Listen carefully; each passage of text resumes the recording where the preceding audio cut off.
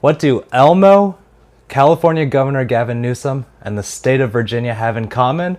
Well, they're all topics that we're going to be talking about in today's mental health breakdown. So the mental health breakdown is a new thing that we're doing here on Therapy Today, where we're going to be rounding up some of the news stories about mental health, breaking them down, and talking through the implications of what that means for mental health for people who are consumers of mental health care, who are providers of mental health care, and for the systems around mental health. So let's break that down and let's get into these topics today. All right, the first story that we're going to be talking about is about Governor Gavin Newsom. So Prop 1 is a bill in the California state legislature that Governor Newsom has been backing and has been raising money and support for. So basically Prop 1 is a bill about decreasing the amount of homelessness and mental health issues in the state of California. So the idea is that money is going to be allocated towards temporary housing and mental health treatment for people, and some resources partitioned especially for veterans, basically getting homeless people off the streets into mental health treatment and temporary housing,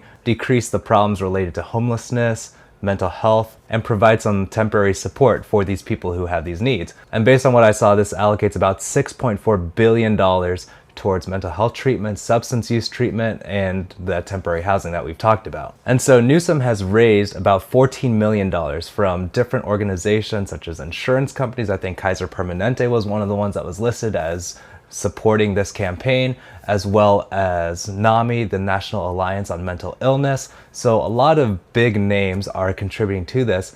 And there's an opposition party that has raised only $1,000. But what are they opposing about this? All of this sounds great from the outset. Well, some of the arguments against Prop 1 are that it is only a temporary solution and that it's a kind of a PR move. Get homeless people off the streets so that things look better in California. And some of the opponents argue that this leads to forced treatment. Anyone who is homeless could potentially be picked up, put against their will in one of these facilities, and be forced to engage in treatment whether they need it or not. And that's taking away from the autonomy of these citizens, even if they are in a very vulnerable and needy situation.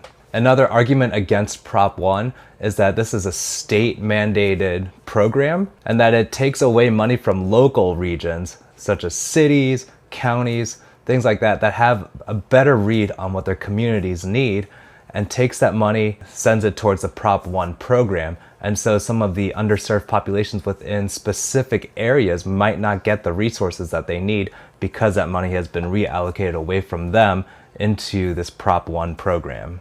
The final argument against Prop 1 is that this is a time-limited treatment. They don't get permanent housing. As far as I know, there's not some program to transition them to long-term housing or long-term treatment. Prop 1's opponents argue that this is just a temporary thing to make things look better, show some statistics, and then leave these people right back where they started. So while I do think the broad strokes of Prop 1 seem to have good intentions, I think the arguments that these opponents make do have some merit. It is important whenever you're finishing up with counseling to have some kind of transition plan because you've had this support for a certain amount of time. And if you just suddenly take that away, yank that away, the whole thing kind of collapses. Like if you think about if you're sitting on a stool and you suddenly knock out one of the legs of the stool, you're going to fall over. And so I think writing into the program, if there is some measure of transitioning to long-term care, long-term housing, or stable employment, those are definitely ways that might create better long-lasting benefits for the people who are involved in the program. I also do get that having a statewide mandate and statewide priorities can take away from some of the autonomy of the local regions and the counties and the cities who might have a better understanding of what their communities actually need. And so I hope there's a dialogue and there's a balance between what the state wants and what local communities can allocate in terms of their own resources and their own tax revenue to best serve what their community needs. And hopefully that's where nonprofits, city governments, and state government can align to come up with a way to use these funds in a way that can meet the priorities for treating people who are on the streets, protecting people who are in homeless situations, and also for the felt needs of underserved communities in these local regions. All right, so this is the big story of the day. How does Elmo figure into mental health? If you haven't been on X, formerly known as Twitter, then you might not know what's been going on. But the Elmo account recently posted something really innocent. All it said was, Elmo is just checking in. How is everybody doing? That innocent question sparked a huge cascade of different responses. Random Joes just on the street checking in on Twitter, to even the President of the United States, Joe Biden. Some of the responses included things like, Elmo, I'm gonna be real, I am at my effing limit. And that response ended up gaining over 500,000 likes on X. Another one said, not gonna lie, I'm tired, Elmo. A lot's going on, Little Red. One aspiring poet, I guess, said, Elmo, each day the abyss we stare into grows a unique horror, one that was previously unfathomable in nature. Our inevitable doom, which once accelerated in years or months, now accelerates in hours, even minutes.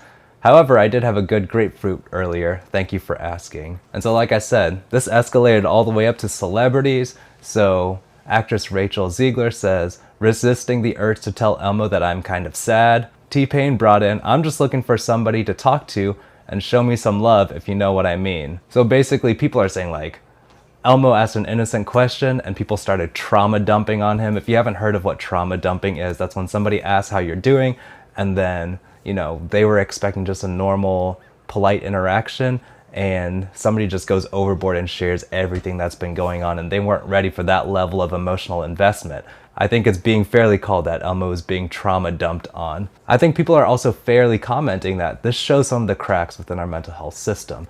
It shows the shortcomings of our social interactions, where people are seeing what logically everyone knows is a fictional account run by some random person pretending to be Elmo, but this is where they felt comfortable sharing the existential dread that they feel, the trauma that they're experiencing, the struggles of everyday life, as if there was no one else they could talk to about it. And I know some of these people are probably trolling, some people are being ironic or being a little overboard because it's funny, and there is some element of absurdity to this whole situation. But for the people who are actually reaching out and asking for help, this is where we find a gap in our mental health care. We've talked about insurance companies and diagnosis. What about people who are just having a hard time in life and don't feel it's bad enough to involve a therapist? Or people who want to seek out mental health services but can't find somebody because everyone's booked up or because they don't have the money to access counseling or therapy. So while elements of the story are kind of absurd and funny in a really dark kind of way, there's something to be said for check in on your friends, check in on the people around you, and also if you have someone seriously asking you how you're doing, take advantage of that. Let them know how you're really doing. Sharing how you're feeling can have huge benefits for our mental health. And I hope that this weird story can be a launch pad for people to start having more real relationships, more real conversations, and be able to support each other better. All right, the final story that we're going to touch on is about the state of Virginia, my home state and the state where I am licensed as a licensed professional counselor. And this is a very discouraging story for me because of all of those factors. So recently, Virginia was ranked as number 48 out of 50 states in terms of youth mental health care. And that's really concerning. So I'll highlight some of the details about that story and then why I think that's the case and what we can do about it. So this study was looking at Virginia, some of its youth demographic information, and ranking it based on several different factors, including how many youth have had a major depressive episode within the past year, how many youth have suffered from substance use disorders in the past year, and I'm assuming these are percentages or per capita, not just raw numbers, how many youth did not receive mental health services that needed them, and how many youth qualified for emotional disturbance in the process of seeking an IEP at school. So all of these factors were tallied up and Virginia ended up ranking very low out of the 50 states. Representatives in state government talked about how the problem is not necessarily that Virginia is such a terrible place, but that there's a lack of availability of resources. Again, we talk about access to mental health services, counseling, therapy, early intervention. And so Governor Youngkin has come out saying that it is now a priority for the state to invest in educating specialists, behavioral health specialists, mental health specialists, people who can start serving these communities and these youth particularly to apply early interventions so that it doesn't develop into something bigger later on. He wants to add an associate's degree level of a behavioral health aid. So I don't know exactly what that kind of position or title would mean, but that does mean people getting educated in mental health work earlier on rather than just doing a psychology bachelor's degree and then going on to a master's level. You can start as early as an associate's degree.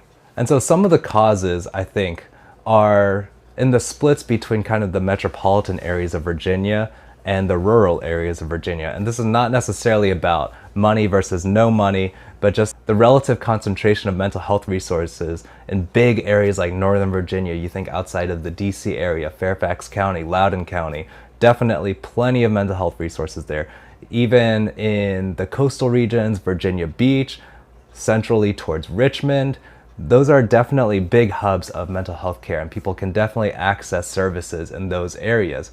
But as you go kind of west in the state of Virginia, you start getting into the rural areas, the Shenandoah Valley. The governor and state representatives talked about how the fentanyl crisis in the Shenandoah areas are becoming more and more problematic. And so that could be contributing, whether it's co-occurring that people are starting with like an anxiety disorder and turn to drugs to try to self-medicate, or whether they are just getting hooked on the drugs in some form or fashion, and then that develops into other mental health problems later on. They're not getting the treatment, they're not getting early intervention, and it becomes a snowball just rolling down the hill. So I do hope that Governor Youngkin's approach to educating more mental health specialists and professionals pans out. I don't know how that's going to look in terms of licensing and how well these people can actually get integrated into the workforce, considering the licensing laws and people having to be licensed or certified in some way in order to practice in mental health. But I think that's a good start to get people on that track.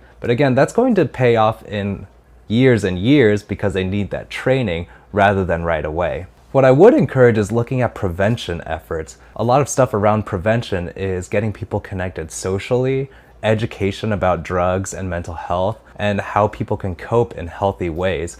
And so having conversations, having education in schools about that through school counselors, through teachers, through trainings for administration, those might be ways to support some early intervention or prevent problems from arising in the first place if students are better educated about substance use, about mental health, ways they can support their friends and each other. Those can all be ways that we can help our youth in Virginia, who are right now definitely being underserved considering the amount of resources that we have in the state, and have better equity between some of these metropolitan areas maybe compared to the rural areas in the state, so that those resources can be well used and better serve the youth in our communities. Hey everyone, thank you so much for checking out this mental health breakdown. Like I said, this is a new thing that we're doing, so comment below. Let me know what you thought about these news stories and whether you think this is a great format for us to continue in. It's definitely helpful for us to keep up to date with what's going on in the world of mental health as it relates to politics, as it relates to social media, and for our communities locally, because that's where it's felt the most. So everyone, thank you so much for checking out this video. Please like and subscribe so that we can continue creating content for you all. Make sure you get all the latest updates from this channel. Thank you for watching this video. I'll see you all next time.